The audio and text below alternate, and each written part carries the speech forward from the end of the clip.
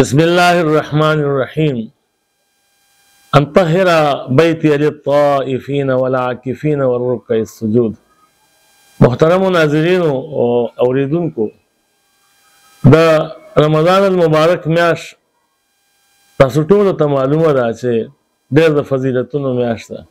په دې کې رحمتونه دي، په دې کې بخشش دی، او وروستۍ عشره چې سبا نه شروع کیږي ان شاء الله العزیز، دې متعلق نبی علیہ السلام فرمایل چې واخرها عتق من النار.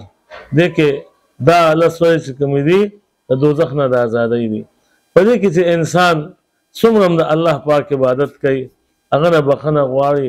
نبی علیہ السلام دې ورځو له دومره اهمیت چې اشتد میزره وایقظ الليل كله، خپل لنګ مبارک به مضبوط کو، ملا به کلک وتړله او ټوله شپه به ولاړو، تر دې چې بعضې د کور بیبیانې چې کومې هغې به هم پاسولې. دا لس ورځې الله ته ډېرې د عاجزۍ دي، د قربت دي، او دومره اهم عبادت اعتکاف چې په هغې کې په دې روزو کې ادا کیږي.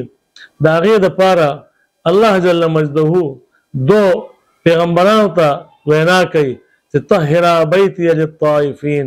دو پیغمبران جلیل القدر حضرت ابراهیم علیه السلام او حضرت اسماعیل علیه السلام چې دا دواړه د درجو خاوندانو، هغې ته الله وینا کوي زما کور پاک کوي د پاره د طواف کوونکو، د پاره د اعتکاف کوونکو. اعتکاف لوی عبادت دی، اعتکاف الله ته قربت دی، الله ته نزدېکت دی. د اعتکاف مثال داسې دی لکه چې یو سړي چاته یو حاجت وي او لاړ شي هغه مشر ته پروزي په خپو کې او د هغه خپې نیولي او خپل سوالونه کوي.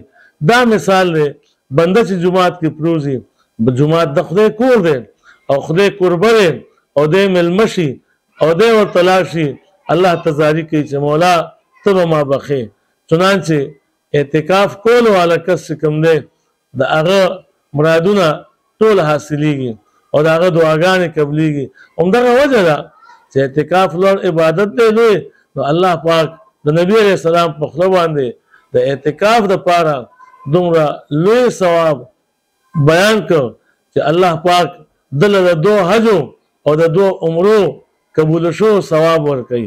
د دې نه علاوه د ده او د دوزخ ترمنځه په قول د ابن عباس رضی الله تعالی عنهما 3 خندقه داسې لوی جوړ شي چې یو خندق د احد برابر د دوزخ نه لرې شي. یعنی د معتکف مغفرت امید دی چې یقیني دی. بل معتکف چې کوم دی دا د قوم دپاره نجات دهنده دی. اعتکاف څوک علما وایي چې دا واجب دی او ځینې وایي چې سنت مؤکده دی. نو که سنت مؤکده هم شي، د سنت مؤکده هغه د واجبو برابر دی او واجب د فرضو برابر دی.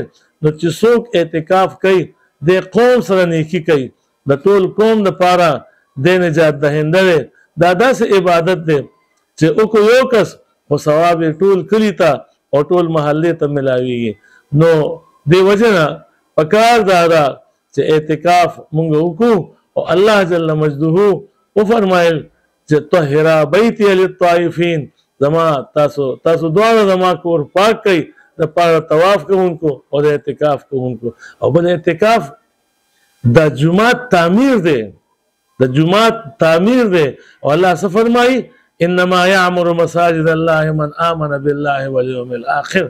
د جومات تعمیر به هغه څوک کوي چې څوک په الله او په آخرت باندې ایمان راوړي. لکه چې اعتکاف د ایمان یو علامت شو. الله پاک دې موږ له د نیکۍ توفیق راکړي.